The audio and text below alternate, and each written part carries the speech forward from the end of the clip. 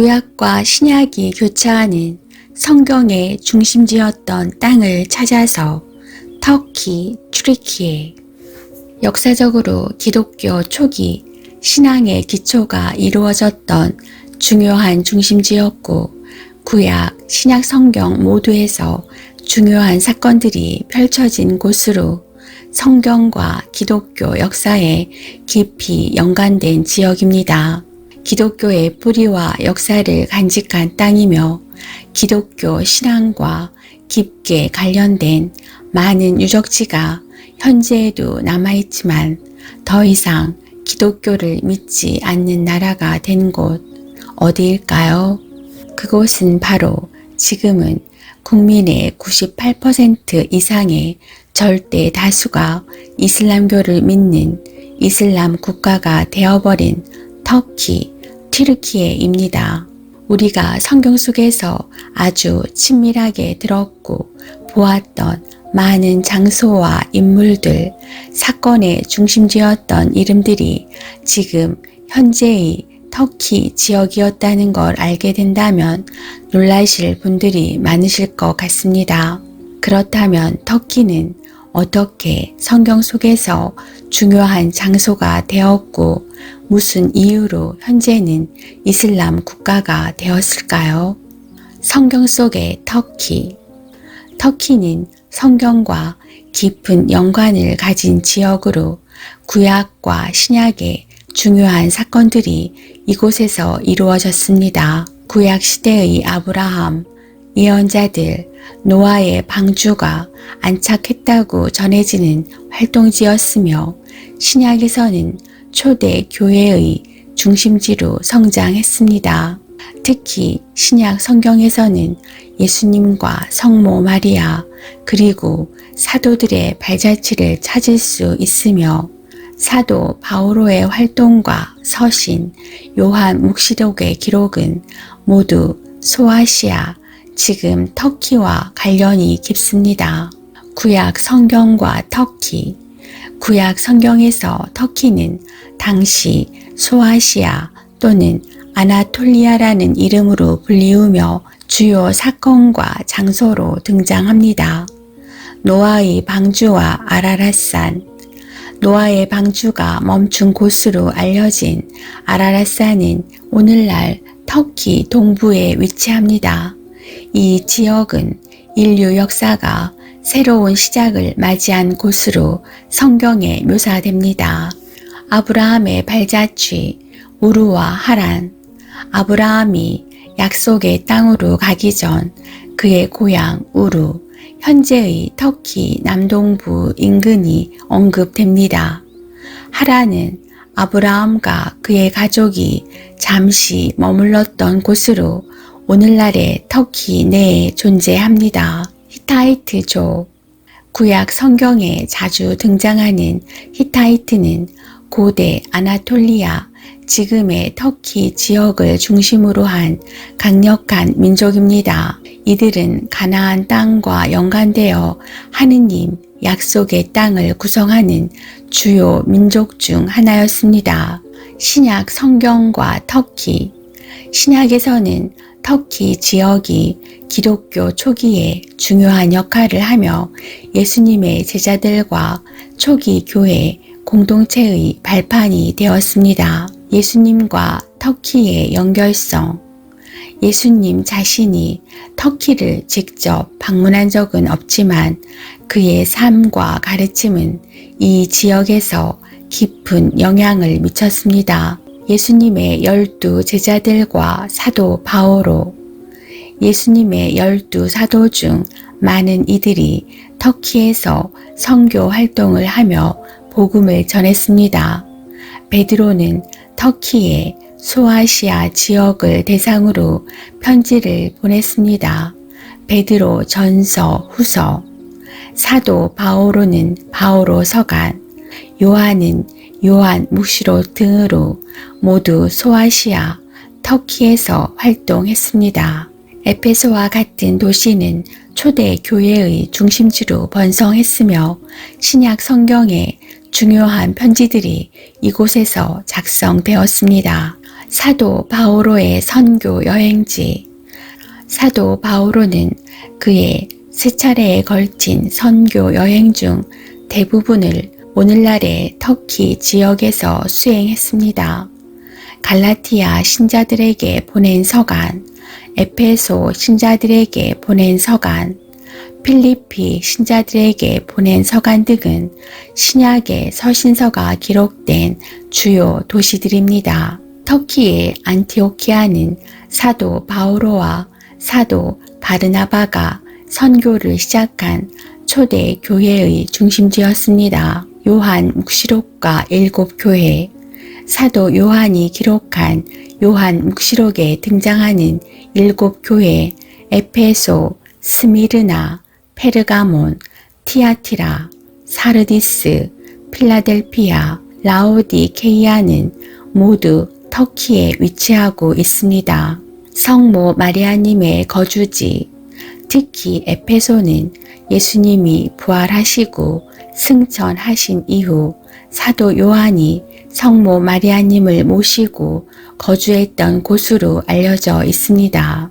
기독교 유적, 성 소피아 대성당, 현재 아야 소피아 모스크, 이슬람 사원은 비잔티움 제국의 건축물 유산입니다. 고대 도시 에페소 카파도키아 지역에는 초기 기독교 동굴 교회들이 남아 있습니다.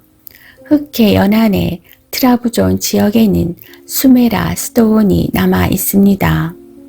기독교 역사 속에 너무나 중요한 역할을 했던 터키, 초기 기독교 교회의 발상지.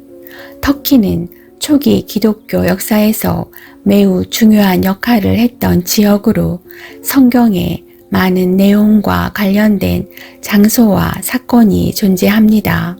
4세기경 콘스탄티노플, 현재의 터키의 이스탄불은 비잔티움 제국, 동로마 제국의 수도로 동방 기독교의 중심지였습니다. 로마 제국 4세기 초 313년에 콘스탄틴 대제가 기독교를 공인하면서 이 지역은 강력한 기독교 문화권, 많은 교회, 성지, 수도원이 건축되고 발전되면서 기독교 신앙의 확산과 성경의 형성에 큰 역할을 했습니다.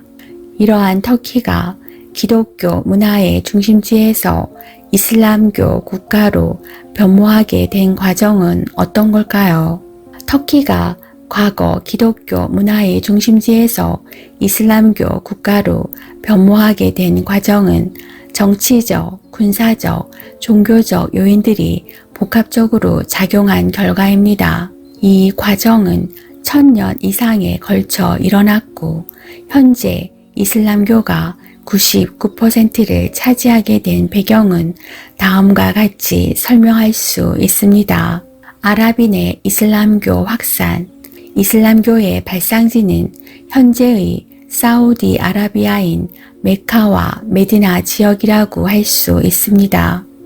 이슬람교는 7세기 초반 아라비아 반도의 메카에서 시작되었습니다. 이슬람의 창시자 예언자 무함마드는 610년에 메카에서 첫 계시를 받았고 이를 통해 이슬람교가 시작되었습니다. 무함마드는 메카에서 점차 신앙을 전파했으나 초기에는 박해를 받아 메디나로 이주 후 메디나에서 이슬람 공동체를 세우고 다시 메카로 돌아오며 이슬람교가 널리 퍼지게 됩니다. 7세기 이슬람교가 창시된 이후 아랍인들은 이슬람 제국을 빠르게 확장해 나갔습니다. 아나톨리아, 현재 터키는 비잔티움 제국, 동로마 제국과 이슬람 세력 간의 주요 전쟁터가 되었으며 11세기부터 이슬람 세력이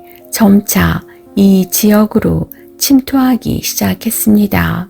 셀주쿠 투르크 왕조의 이슬람 뿌리 내리기, 지금의 이란, 이라크, 시리아, 아나톨리아, 터키의 일부를 포함한 이란, 중앙아시아, 중동 중심의 광범위한 지역에서 셀주크 투르크 왕조를 세웠으며 이슬람 세계에서 큰 영향력을 행사합니다. 셀주크 투르크가 1071년 만지케르트 전투에서 비잔티움 동로마 제국군을 대파하면서 아나톨리아, 터키의 대부분을 장악했습니다. 이후 셀주크 투르크는 이슬람을 아나톨리아의 주요 종교로 전파하며 기독교 인구를 점차 이슬람으로 개종시키는 정책을 펼쳤습니다. 그러나 셀주크 투르크 왕조는 13세기 초 몽골의 침입과 내부 분열로 세력이 약화되며 쇠퇴하였습니다. 오스만 투르크 제국 등장. 13세기 말에서 14세기 초에 셀주크 투르크의 후예나 잔존 세력이 아나톨리아, 터키의 일부에서 이슬람 문화를 기반으로 소아시아, 터키의 작은 도시들을 독립적인 소규모 국가로 형성하며 성장합니다. 셀주크 투르크의 영토를 이어받아 확장하며 결국 중동, 북아프리카, 아나톨리아와 발칸 반도를 중심으로 한 유럽, 중동, 거대한 제국을 형성합니다. 이후 콘스탄티노플 1453년 동로마 제국을 멸망시키고 콘스탄티노플 현재 터키의 이스탄불에 더 강력하고 오래 지속된 오스만 제국을 세웁니다. 오스만 제국은 이슬람 세계와 유럽 사이에서 가장 강력한 제국으로 군림하며 르네상스, 십자군 원정, 근대화 등 유럽 역사와 밀접한 관계를 맺습니다. 17세기 이후 점진적으로 약화되었고 1923년 터키 공화국이 수립되면서 오스만 제국은 완전히 소멸했습니다. 오스만 제국이 콘스탄티노플, 현재의 터키를 기독교에서 이슬람교로 전환시키다. 오스만 투르크 제국은 이슬람교를 국가의 공식 종교로 채택하고 기존의 기독교 유산들을 이슬람 문화로 전환했습니다. 대표적으로 가톨릭의 성 소피아 대성당은 모스크, 이슬람 사원으로 바뀌었고 이는 기독교에서 이슬람으로의 상징적인 변화를 보여줍니다. 터키가 기독교에서 이슬람으로 개종한 가장 크고 근본적인 이유를 알아볼까요? 사회적, 경제적 동기와 문화적 융합. 오스만 투르크 제국 통치하에서 이슬람교로 개종하면서 세금 면제와 같은 경제적 혜택이 있었습니다. 이슬람을 믿지 않는 기독교인들은 추가 세금을 납부해야 했고 군사나 행정직에서도 배제되는 사회적 차별을 겪어야 했습니다. 오스만 제국에서 이슬람 문화와 법이 사회 전반에 뿌리 내리면서 점진적인 동화가 이루어졌고 이러한 현실적인 이유로 많은 기독교인이 이슬람으로 개종하게 되었습니다. 민족의 정체성의 변화. 현대 터키인과 동로마 제국 시절의 국민 구성원 차이. 민족적 차이. 터키가 동로마 제국이었을 때는 그리스계, 아르마니아계, 원주민 계열이 국민들이었습니다. 현재 터키에서는 주로 투르크계 민족들이 국민의 대다수를 차지합니다. 투르크계 민족은 중앙아시아, 현재의 카자흐스탄, 우즈베키스탄, 키르기스탄 등지에 원래 유목민으로 생활했던 민족이었습니다. 언어적 변화. 터키가 동로마 제국이었을 때에는 그리스어가 공용어였습니다. 현재 터키에서는 투르크어가 공용어입니다. 종교적 변화. 터키가 동로마 제국이었을 때는 종교가 기독교, 그리스 정교였지만 지금 현재의 터키에서 종교는 이슬람교가 99%를 차지합니다. 사회적 이슈와 흐름의 변화. 19세기 말과 20세기 초 아르메니아 학살과 그리스, 터키 간의 인구 교환으로 인해 터키 내 기독교 인구가 급격히 감소했습니다. 현재 터키 안의 기독교인은 인구의 0.2%에 불과하며 이들은 주로 아르메니아 정교회나 시리아 정교회를 따르는 소수 집단입니다.